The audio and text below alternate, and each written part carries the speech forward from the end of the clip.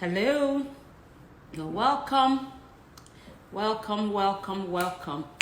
We're starting in a few minutes, or we've started already. Just waiting for people to join, to join, to join. You're welcome, you're welcome, you're welcome, you're welcome. You're welcome, you're welcome, you're welcome, you're welcome. Hallelujah. We're going to have a wonderful time today with Oyinda Akinyemi. That is the name of my guest today. Hello, Pastor Sukomi, you're welcome. I'm Larry, you're welcome. Welcome, welcome, welcome, welcome. So Dr. K is going to join us for the first 15 minutes. And then Pastor Oyinda Akinyemi will join us from 12:15, and we'll have a wonderful discussion about our career journey. All right, so I'm just going to connect Dr. K live now. Just going to have some nice discussions. Okay. I think the camera is looking at all right, that's better. Okay, keep switching to the wrong place. Okay, we can see you.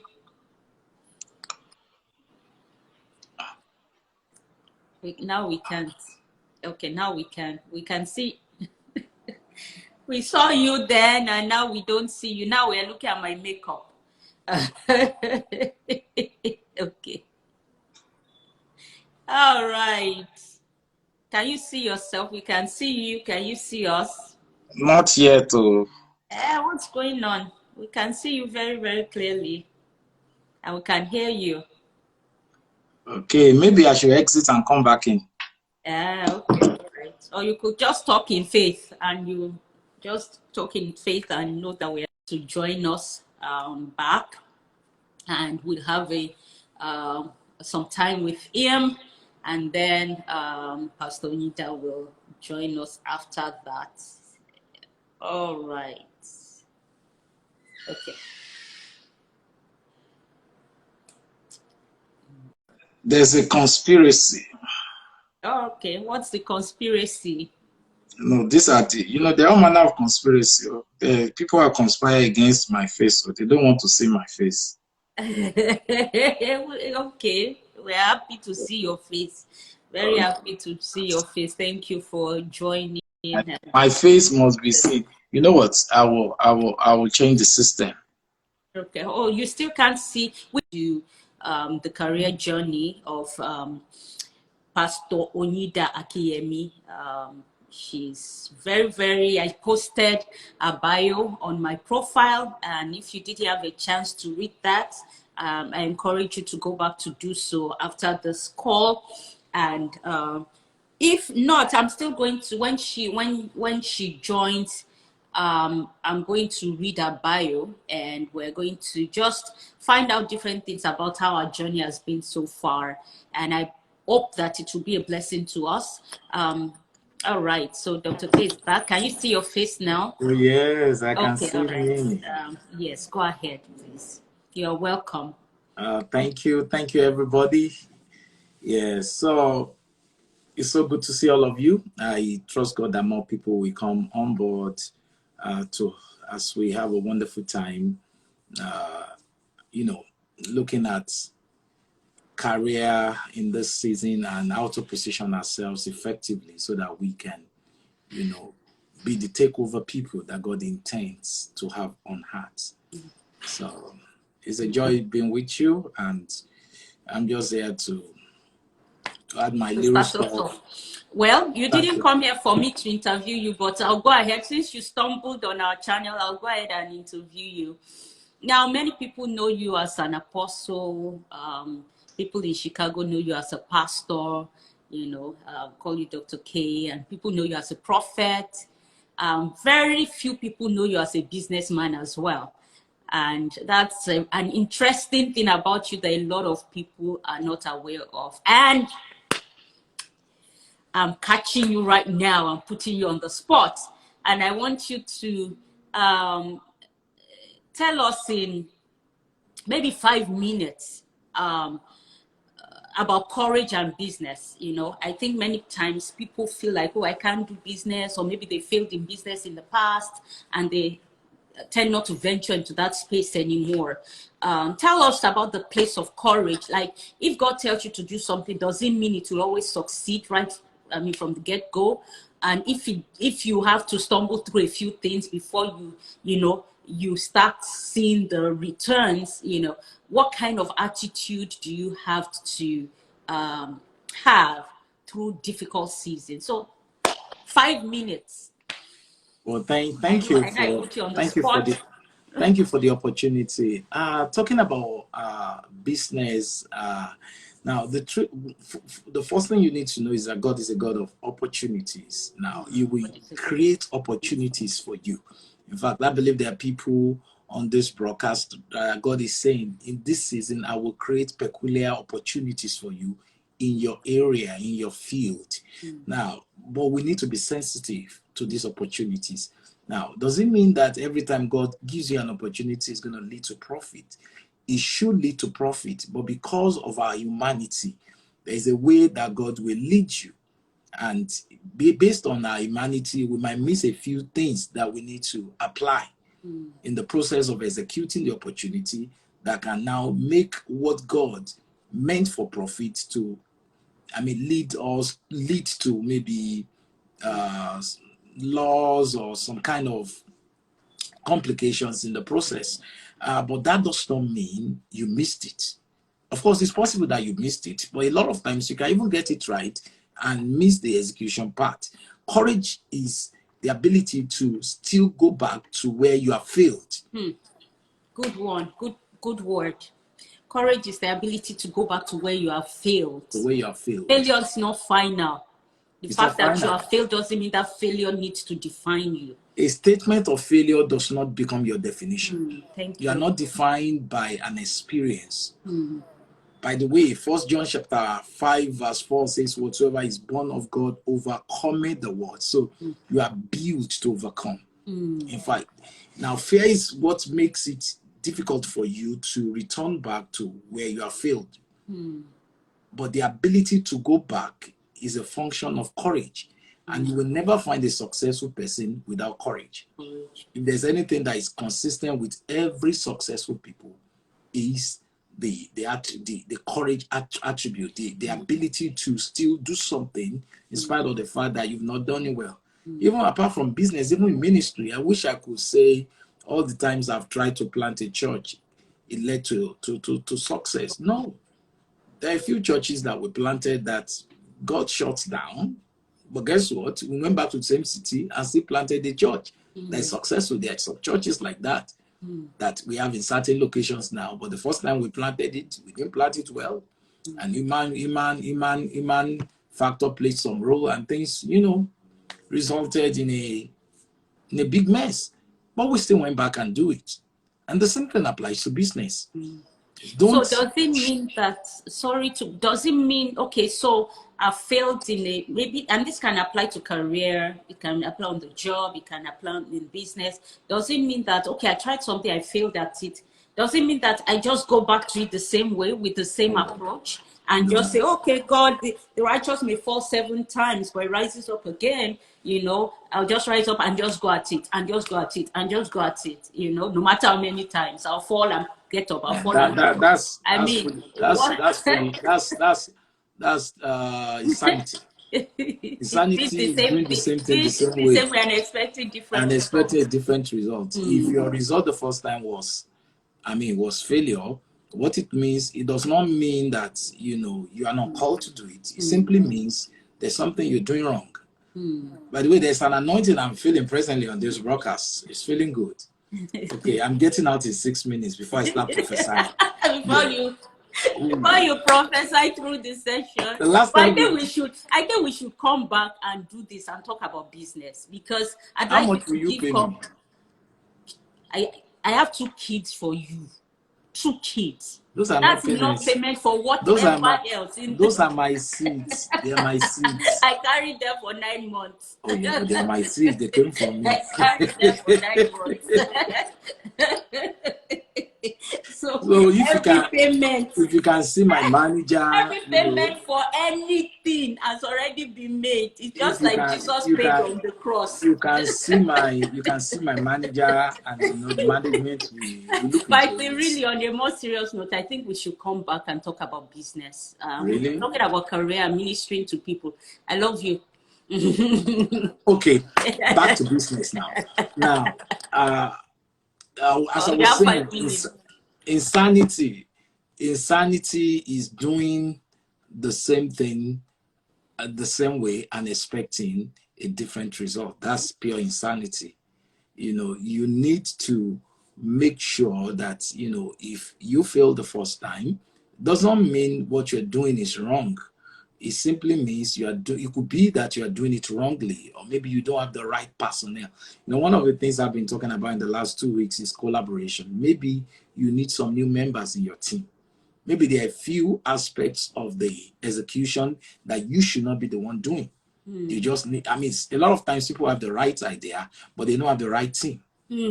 But the right idea Wrong team. without the right team, I mean, will lead to failure. The idea is beautiful, but you don't have the right team to execute it. The Bible says, write the vision, make it plain, that he may run that reads it. Yeah, and I think sometimes emotions play into this too. Like, people realize they have the wrong people on their team, but they are very emotional about making the changes that they need to make.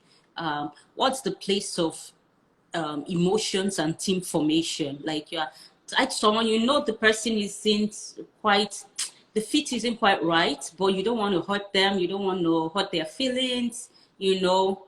Talking about collaboration, one of the things that you will need in this season is sensitivity to God. Now, the Bible makes us to realize, I think is Mark chapter 6. I'm trying to remember the particular chapter, talking about how Jesus picked his disciples. The Bible says he prayed all night. And when he woke up, I mean, when in the morning, he picked all the 12 disciples that worked with him during his ministry on that. You need to be sensitive to the Holy Ghost. You know, thank God for the ministry of the Holy Spirit. By the way, if you are on this broadcast and you have failed before, you know, the Holy God knew that you are likely to fail. That's why he gave you the comforter. And Amen. from his name, that means he's there to comfort you. He will comfort you, but will not just comfort you, he will strengthen you for courage to go back to it. But one of the things the ministry of the Holy Spirit does is that he leads you, he guides you, he directs you. And, you know, and if there's any ministry that we need so seriously in this season, this is the ministry of the Holy Ghost. You know, you must cultivate. You know, God has called us to the fellowship of his Son. But even the fellowship of his Son is executed on the platform of his Spirit. You know, the only way you can connect to anything spiritual in this season is by the Holy Ghost. Amen. So you need to learn how to listen to God, how to be led by the Spirit of God. Just because you're a businessman, you're an investor, does not mean you don't need to be spiritual.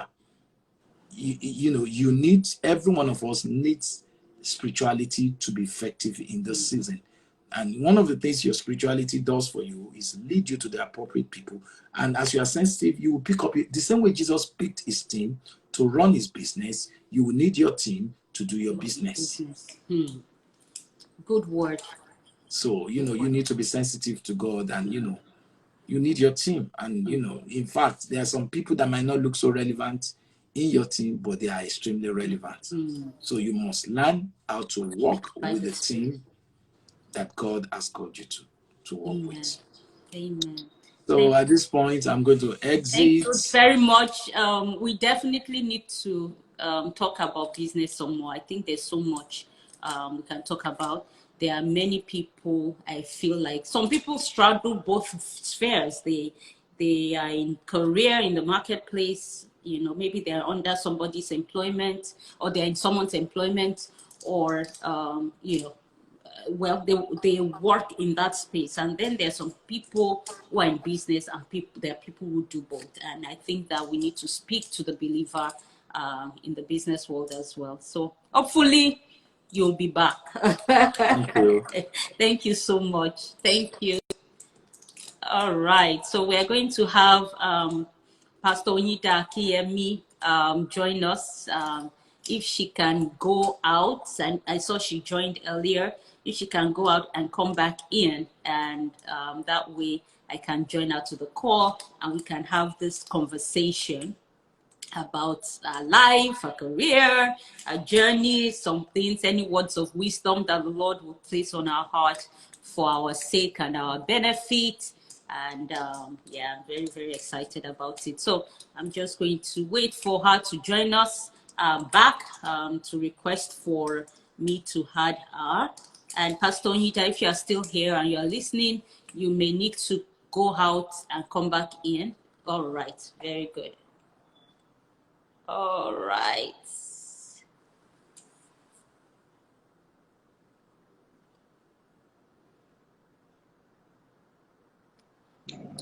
All right. Pastor Oyinda Akinyemi is in the house. You're welcome. Very good to see your face and very good to have you here. All right. So I'm going to read Pastor Oyinda's bio. I'll skip some parts because it's quite voluminous, but just listen.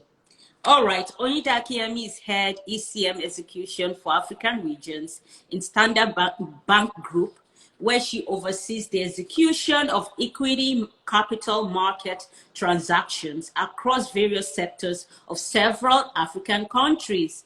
She also serves as Executive Director, Stanbic IBTC Capital Limited, a member of the Standard Bank Group and Nigeria's leading investment banking institution. Prior to that, she was head equity capital markets at Stanbic IBTC Capital.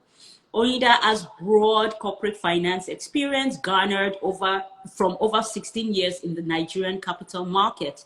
She has been actively involved in the analysis, packaging, and execution of Stanbic IBTC Capital's equity capital market transactions, and has successfully led several landmark transactions across various sectors of the Nigerian economy, including initial public offerings, trust right issues, and other follow-on transactions. You have some of the sample transactions, some heavyweight transactions. I have it on my profile. You can go and read the details on that.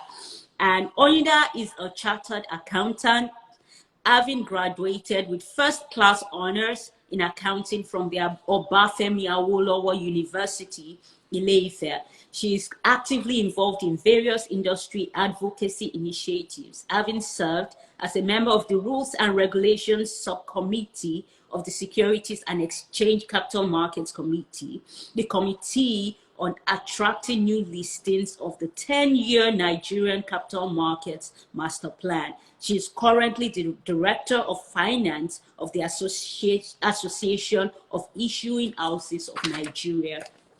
She's happily married to Olatunde Akinyemi, Director of Operations of KingsWord Ministries International, Now Africa, alongside whom she pastors. They are blessed with 3 children, Oluwani Femi, Oluwatobiloba, and Oreofe Oluwa. Welcome with me, Oyinda Akinyemi, to this conversation. Wow, thank you for being here. Quite a mouthful. I almost felt when I was reading, when someone said Mama Nifi for president, I second that. When I was reading this, I almost felt like bringing a dictionary to kind of digest all Oh the my. meaty stuff in here. But I'm so proud to be associated with such an amazing woman as yourself. But I mean, we look at this, we look at your bio, and it's really quite amazing, quite outstanding, the different things you've done. But having known you for so many years, someone can sit there and be like, oh my gosh, she came out of her mother's womb just spitting fire. And maybe you did. But having known you for so many years, I know that the journey wasn't always smooth, and actually, know of a time before some of these certain things started to happen, that you almost quit this field and you almost left it and said, okay, enough, I'm not doing this anymore. I'm going to do something else that was totally different, and somehow or the other, somewhere or the other, you walked through that phase, you walked through that time in your life and that season of maybe pressure or discouragement, and you got over that hump and went on to continue to do great things in your field. I want you to just talk to us about that season, because many times people see people at their highs and they get intimidated, like, oh my gosh, and they see their own walk in their walk, their own life and their challenges, and just knowing that other people have had certain challenges and overcome them can be very encouraging. So I just want you to walk us through that journey. Tell us about how it was and what got you through, and yeah, take it away. Yeah, thank you so much once again, Pastor May, for this awesome opportunity. Yeah, so I've worked in with Stanbic. I joined Stanbic IBTC.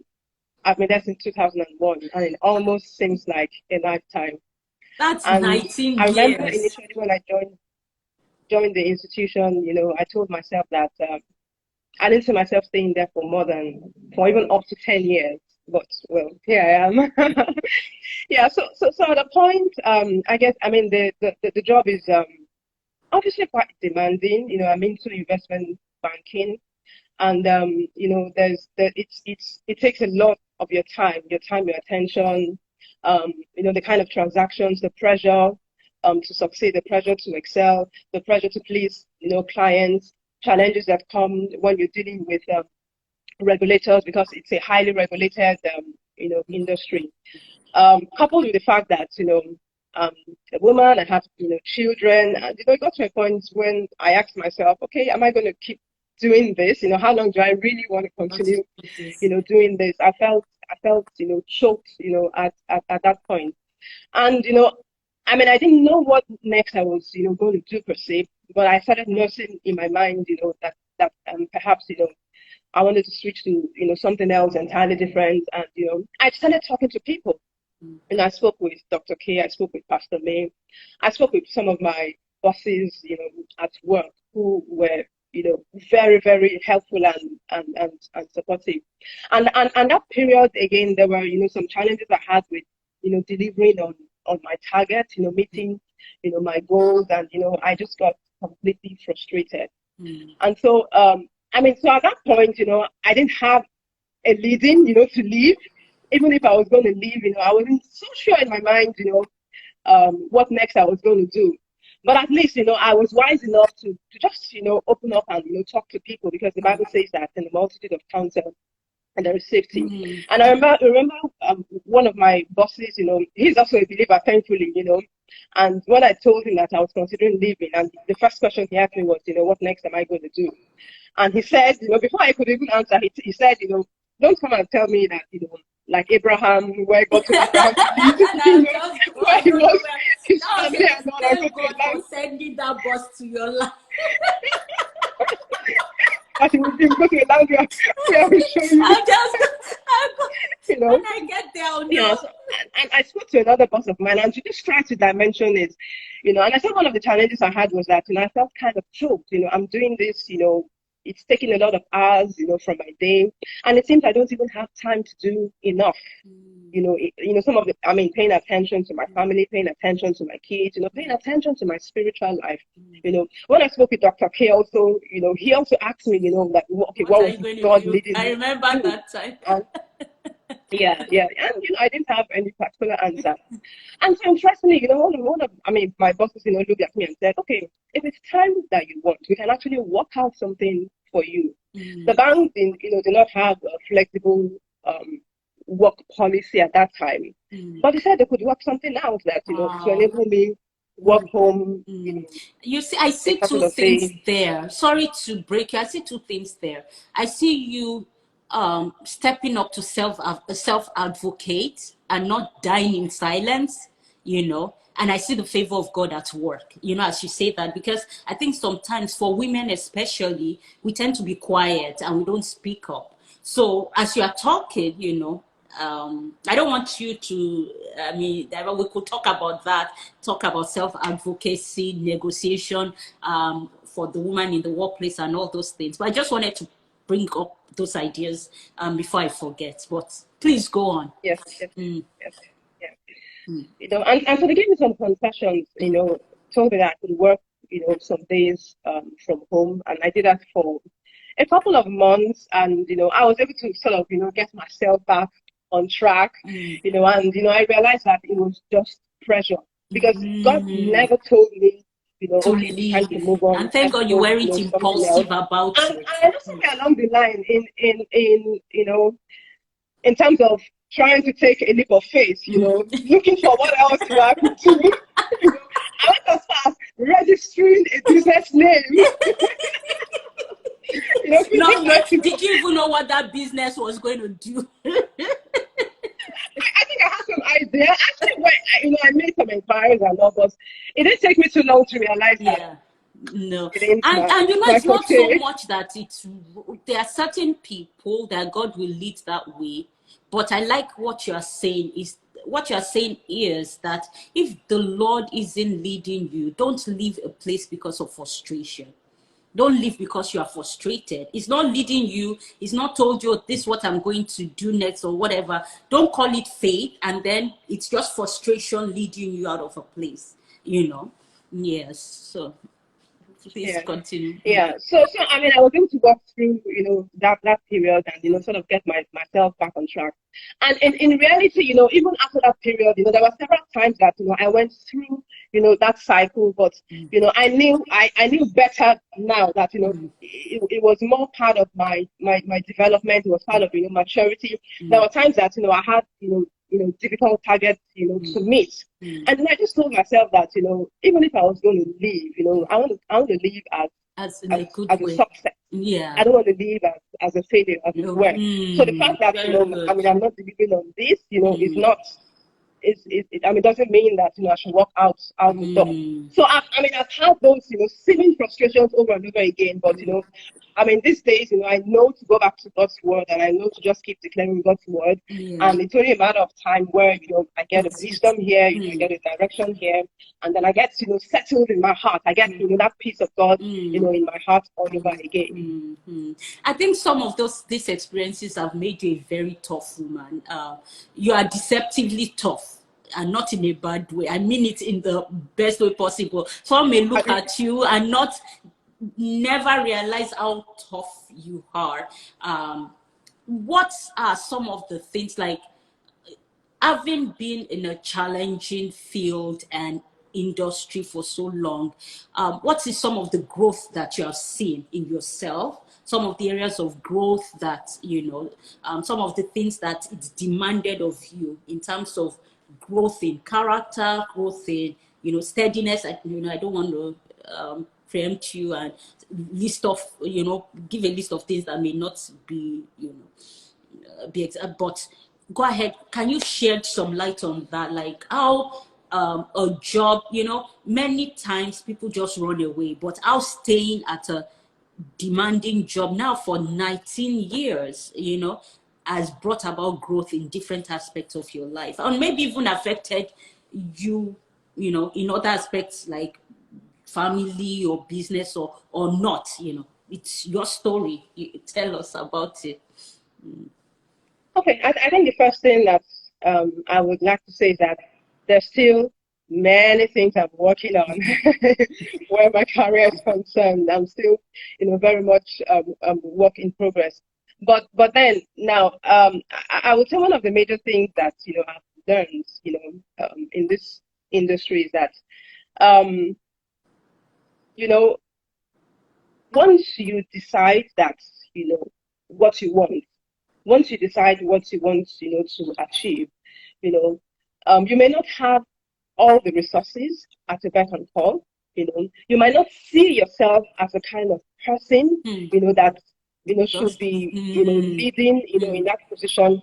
But it doesn't. It shouldn't stop you all the same. mm, And why am I saying this? There's a lot. I mean, for me, I mean, I'm naturally a reserved person. I'm not naturally, outgoing or extroverted. But I've seen people, who are not naturally extroverted, but able to engage with people, able to mm, relate with people, because there's something called your your your your personal brand. Building your personal brand, mm, being able to engage with people, being able to inspire confidence. mm, In your clients, because mm, the job that we do, basically, you are essentially holding, the hands of, your clients, a mm, corporate, and you are, leading them and guiding them through the regulatory process, engaging with investors, and, ultimately trying to raise funds, that will take their business, from one level, to the other, and to help them to, achieve their objective. So there's a lot I've had to learn with, dealing with people, and with, just coming out how of was my that shell and, that part of just dealing being with out people, there. not being somebody who naturally likes to talk and all that, but having to engage with people, and that being a key to your success in the field? How has that been? How, maybe tell us a funny story or two, if you want to, but Yeah, I remember. I mean, in my early years, I went for a meeting with my boss, and somehow I maybe assumed that my boss was going to take the lead at the meeting. I prepared the deck, the documents, and all that. I got to the meeting, and she was like, "Oyinda, go ahead." I was going to enter what? the ground. And she just looked straight ahead. I was like, go ahead and make the presentation. I wanted to go into the ground, but anyway, I had to know that I had to compose You have myself in to, front of the yes. clients, and so I mustered up all the courage that I could. I went through the documents, and it was good. It went well. How important is it to show up in moments like that? How important is it to talk away what you feel is your natural predisposition and do what it takes to get things done? How important is it in moments like that? Because I mean, there are certain things that you can't redo. You can't go back, oh, okay, I messed that up, let me redo it. At critical points like that. How important is it to show up for certain things on the job? Please. Yeah, someone said that you never have a second chance to make The a first if it's impression. you so know. true. So I mean, you just have to be ready at all times, and there's a lot that as an individual you need to ensure that there's some foundation. I mean, there's some foundational stuff that if if you have good grips on, it will take you anywhere. So if if you do your homework, if the basics, understand the problem you're trying to solve, understand, I mean, how to get the results that, you want to achieve. Some things are basic. I mean, if you're dealing with certain situations, there's some things that, will always be the same in all those situations. And what then differs is, okay, the popularity or maybe the The industry that process. this person, this individual is operating, or maybe this client is operating. But I mean, if you take time to do your homework, to learn, the things that you're being exposed to, I mean, I think you will thrive in any. I mean, you won't find yourself in a situation where you're completely stuck. If you have that mindset that there's stuff that I need to learn, I need to apply myself, I need to add value to myself, I need to understand, what this stuff that has been committed into my hands, I need to understand it, and I know that I have a role to play.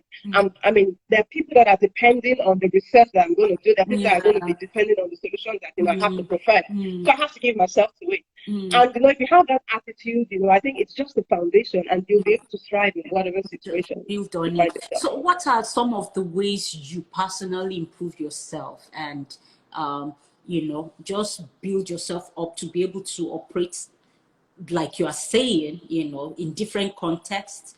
You talk about their basic things that cut across all different industries, but you just need them, I guess, in your toolbox, and you just switch per context, but you still go back to the same set of skills, I guess you call them. But it sounds to me that there are certain things you engage in, to build yourself up so that you can operate at this level. How do you do that? What are, some of the ways you go about doing that? Okay. As a career person, as an employee, you always are going to deal with people. And these people might be, your colleagues, these people might be your bosses, these people might be your clients. Now, when it comes to your colleagues, you're usually part of a team. And in that team, people have different strengths, people have different abilities, people have different weaknesses and all. And if you understand quickly that, in that circle where you find yourself in, there's a lot you can pick from people around you, leaning on people, so you don't have to know 100% of what needs to be known. Hello. You don't have to do especially we introverts that want to operate, 100%. want to do Lone Ranger. Hello. You cannot know 100% of what needs to be learned. You need to lean on people. And so when you learn to rely on people, when you learn to depend on, people, and sometimes it might sound selfish, but you can actually use people to your advantage. And I'm saying, I'm not talking about what we're talking about. We're talking about collaboration. Collaboration involves using what God has deposited in other people to your advantage, and at the end of the day, they get something out of it as well. But you are intentional about going after something in other people. So it's not, I don't want to use people. Then you won't go anywhere. Amen. Just try to be a valuable person yourself, so that there are other people you are giving exactly. Yeah. So there are many times, I'm stuck on an assignment and I'm racking my brain and I'm thinking of what to do. And I can't make a headway. And sometimes I just reach out to one of my colleagues, to pick their brains. So a colleague gets to pick their brains. So a colleague gets to pick their brain. Okay, do you have a document that you have prepared? Anything similar? It doesn't have to be the same thing, but something similar that I can just leverage on and build up. Because whatever you're doing, someone has done something similar before. There's nothing new in this world. There are things that you can, the things that you can depend on, that you are, looking everywhere for, and just take advantage of everything that you have at your disposal. And those things, will help you rise faster, will help you make progress faster. So there's a difference between, someone trying to build something from scratch, you're using 1 week, you're using 3 days. But yes, there's someone that has done something similar that you then leverage, it will cut down your time dramatically. How do you see? I think sometimes people, because they want to, I don't know, I guess it also depends. It's also, it's different for different personalities. But there are some personalities that they just want to be able to say, I did everything myself. Like they want the indulgence of being able to prove that they are so smart that they didn't get help from anybody. And I'm sorry, I happen to, if I didn't work on myself, I could be that kind of person, even not for the Spirit of God. But let's just take a few minutes, maybe a minute or two, to speak to certain people like that you can get your high or fulfillment through other means. The fact that somebody helped you through something doesn't take away from you, but it adds to you. And the fact that you need to look at the overall good to the organization. Why should you take 6 months doing something just to prove that you did it all by yourself, when you could have done it in a month by getting help from other people? And does it mean that you should be celebrated any less because you got help? And I don't know if you understand if what I'm saying makes sense. Pastor Yeah, Oyinda. yeah, Yeah. definitely. You know, and nowadays there's actually many organizations that are promoting teamwork Mm. more than ever before. Because no matter how much your output as an individual is, you know, when it's a team approach, when it's teamwork, there's a multiplier effect, and so the results are far more than what If each person as you an contribute. individual, you know, can do. You know, and I know some people again. You know, there are different kinds of organizations. You know, there are some people that, you know, they feel that, you know, they need to do this because, you know, other people will rise over them or other people will take advantage of them and things like that. And they feel that they can't get, you know, recognition, you know, in that manner. But when you also, there's nothing wrong in, you know, okay, I deliver this assignment, you know, and also give recognition to other people, you know, that supported Thank me. you. And in reality, you're actually sowing a seed because what you make happen for others, you know, God God will will also make make my happen for you. for you. Very good. You know, so when Very then good. actually Thank then, you know, you. to give, you know, people recognition, you know, then there and also the kind of benefits that you're getting from other people, you make yourself available as that kind of resource to other people. You know, one way or the other, you know, people will recognize you also. People will speak up for you. That's one thing that, you know, we need to learn and understand. Wow, that's very good. That's very good because yes, we want to be proud of our work. We want to be recognized for our work, but sometimes it's not just a straight path of A to B. It involves collaboration, recognizing other people, adding value to other people's life. But that doesn't mean helping other people and recognizing other people does not take away from you.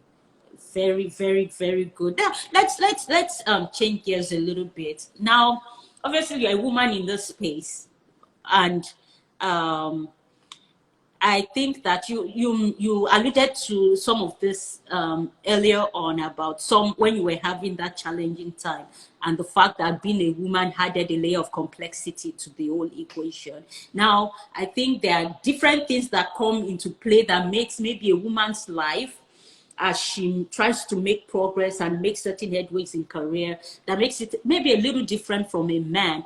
I think perception could be one of those things, the way people perceive you or perceive what they perceive you can do or cannot do or the conclusions they jump to. The fact that you are balancing all these other things to the family, the work, and in your case ministry, being actively engaged in ministry. You are the wife of the Director of Operations of KingsWord Ministries in Africa, and you are also a pastor at KingsWord Oregon, the senior pastor, pastoring alongside your husband at that church. It's it's a lot. Even that's a lot in and of itself. But adding that into the mix, adding that into the equation, I'd like you to speak, to both men and women, because I think that some of these conversations, even when we begin to talk about things that are specific to women, I think men ought to listen also. I think they shouldn't tune off because every man has a woman in his life that he can better help when he's more educated about some of the things women face and some of the challenges women face. Many years ago, somebody was telling me that they had heard the message and someone was preaching and said that ministry is the same for a man or a woman. If you want to be successful in ministry, it's the same thing, just come in. And I said that, that message is powerful and I agree, but if you don't acknowledge the fact that there are certain things, peculiarities, for both sexes, but especially for women and all these other factors that play in the domestic issue, the domestic things we have to face and all that. If we don't account for that, then we're going to keep wondering why women it seems that women are not as successful as they could be.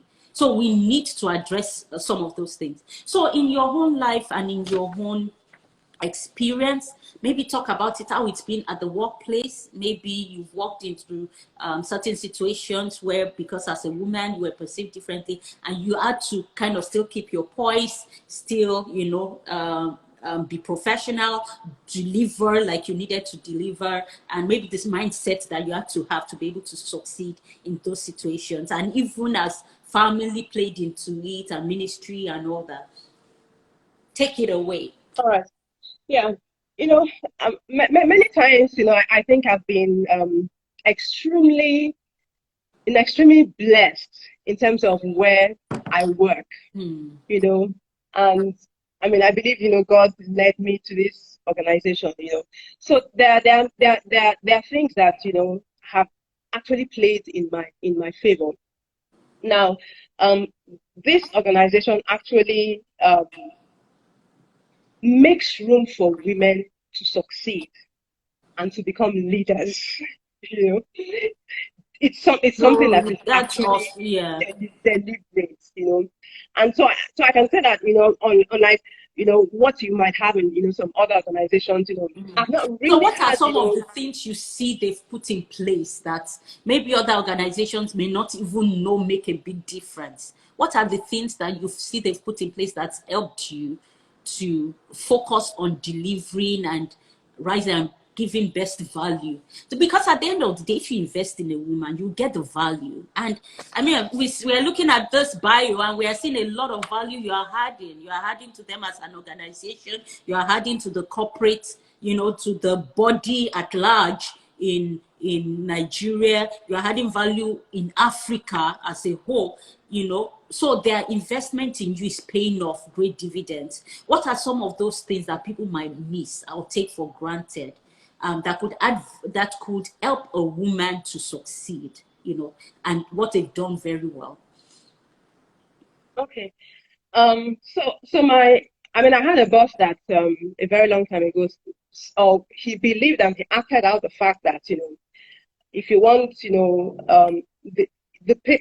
can depend more on women in the long run. I you know, like that, if you want boss. someone that is going to stand by your side and, watch your business and watch your organization, put a woman there, and so really there were already quite a number of women in leadership positions in the organization. And so I had a Wow, lot of people to look beautiful. up to.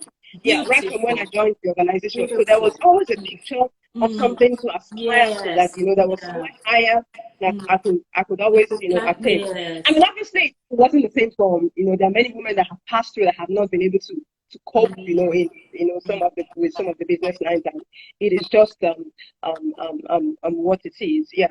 But then, deliberately understand, I mean, if you have, so sometimes, if you have in a unit or in a team, I mean, for instance, in many of the subsidiaries, there have been deliberate efforts to ensure that, most of the non-executive directors on the board of those subsidiaries are women. So Wow. that, so there have been deliberate efforts to look for, ensure that there's balance in even most of the boards, to ensure that, because when you recognize that, if you have a board full of men, I mean, there's something you're missing. However you look at it, Yeah. but Yeah. I mean, when you have balance, women bring balance to the To the to the table. picture. However you look at it, and when you understand that, when a woman is qualified and you give her the opportunity to do the job, she will stay committed. That's what a lot of organizations are Yeah, I realizing. realize Even it. in microfinance banks, the model, used by most microfinance banks is that, when you lend money to women, a woman is more likely to repay that loan than her male counterpart.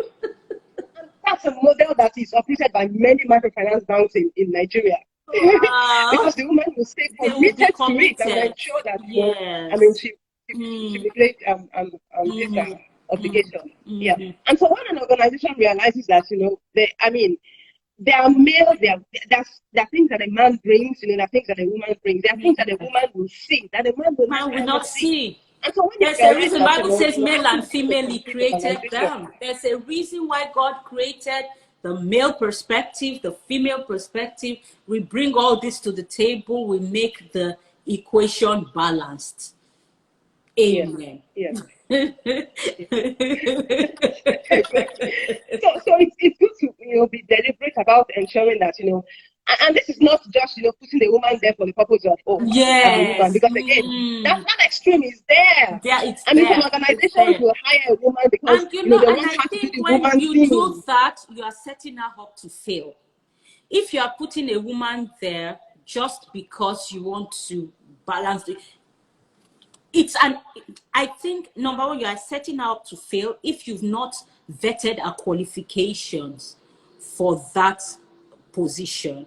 Now, I also think that there are ways that you can groom a woman for certain positions. She may not be there right now, but you can make opportunities available. You can take into consideration that, okay, maybe she hasn't had the opportunities because of this. Maybe she was in her childbearing years, she was raising or whatever. You can make the opportunity for her to grow into somebody who can succeed in that position. But if you don't allow that room for growth and you just say, oh, we need a woman, and just stick a woman there, it's unfair to the woman because she will not perform, and then it will seem like you have just, you know, just proven a point that, we see, you know, women cannot excel at this level. So I see it's very true. I see a lot of, okay, let's just add to the number, let's create the diversity. But then the diversity needs to be created in a way that you are setting people up for success and not for failure. Or else you are not doing that. If a woman is put there, she knows that she's here, and at the back of her mind already. For women, I think even when women are qualified for something, there's still a self-doubt that women deal with. I don't know if you found this to be true, that men may not deal with. So even if she can do, there's still a self-doubt. Now, if you put her somewhere, there's a self-doubt, and she was never qualified for it, and then she now fails. You've done more damage to that woman than helped her, and it's just not fair. Let's continue, please. And there are, again, so that's something. I mean, for a woman, for instance, I mean, if you're a married woman, you know, when you understand that, you know, for instance, when someone needs to go on paternity leave, you know, and then you sort of, you know, make her lose her, you know, benefits just because she's doing something. I mean, every man just because she's contributing to the society. Exactly. Exactly. So there are two things. So the organization must realize that, you know, I mean, women should not be punished, you know, for doing things that are expected of women. And at the same time, you know, the woman must also understand that, okay, I need to be away from the office for this number of months for a valid reason. And so it means that somewhere down the line, you know, I need to put in extra effort to ensure that whatever I might have missed, you know, I'm able to stay on top, you know, I'm able to, you know, close up the gap, and, you know, I don't find myself, you know, lagging behind. I think that sort of thing. I think that, go ahead, sorry, don't let me break you. Finish your thoughts. Finish your so many times as women, there's really, you know, naturally there's, you know, extra effort, you know, that we need to put in to ensure that, you know, first of all, we don't look down at ourselves, to ensure that, you know, we don't give people around us the opportunity to doubt, you know, what we can deliver, what we can, our competence, you know, per time, and to ensure that, you know, when you're needed at the table, you can show up. Because it's very easy to, there are many distractions that can come, you know, to a woman, and it's very easy to give it, you know, to those things, you know. And so, you know, it's very easy for you know, your boss to think that, oh, because she's a woman, today she will come. She can't stay late. She can't stay past 5. She can't. Exactly. So there are things that, you know, we need. There are some sacrifices that, you know, we have to you know, to make. Right? For me, for instance, you know, I've always, ever since I started having my children, I knew that, you know, I needed to have a full-time nanny to watch my children. That's, you know, I hear some other people that say, they've never had a nanny, you know, since they had their children. And God bless them. Proud about that. God bless you. God bless you. Thank God, God has always provided, you know, help for me. But I knew that it's always important because I know the kind of job that I do. And so I need to ensure that, you know, the home front is covered, you know, there's someone to pay attention to, you know, to my kids. And I thank God for the husband that God has blessed me with. He is very super extra supportive of, you know, everything that I want to achieve and accomplish in my career. So you are talking now about your support system, which is very important.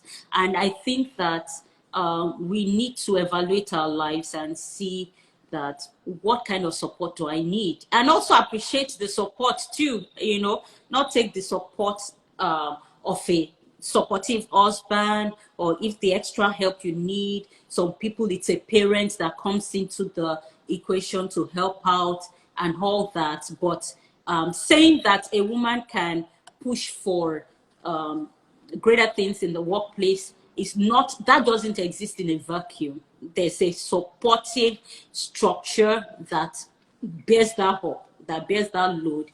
Because if you are trying to do this and trying to do it all by yourself, I mean, for example, the person says, I've never used a nanny. Okay, maybe it's not a nanny, maybe it's something else. Maybe it's the way things are structured in your home. Maybe it's the way, you know, maybe it's relatives, maybe it's family, maybe it's that or the other. But it's important to realize that we are not saying this exists in a vacuum, or else you Yeah. can hurt yourself, you can harm yourself, do damage to yourself while doing this. So, wow, just a few more minutes. Ooh. Okay, let's talk about ministry. Let's talk about ministry. Let's talk about this idea of, okay, you're a woman in the workplace, you're a woman in ministry, and you know you are being a blessing to people and letting God use you in those two worlds, and where there's intersection, you know, if there's any, and you know how you've dealt with that over the years, and maybe some lessons you've learned over the years. Okay. Yeah. No, because again, you know, some because of the kind of work I do, which is, you know, demanding, you know, I'm not always available, you know, in church and in all. But then, you know, I realized that, you know, some of the lessons that, you know, I realized that, you know, there are people also, you know, in careers, running in careers, you know, in church, you know, and some of the experiences that I have, you know, I mean, sometimes, you know, people look at me and ask me, oh, how do I do this? You know, how do I'm running a job, you know, I have a Because job, you know, I I'm show a up in pastor, you Nigeria know, for the women's and I tell them that, you know, I've just conferences. learned to take. So okay, go ahead. Sorry, I was going to say I show up in Nigeria for the women's conferences, and Pastor Oyinda is like looking like, oh my God, how does this woman do all this?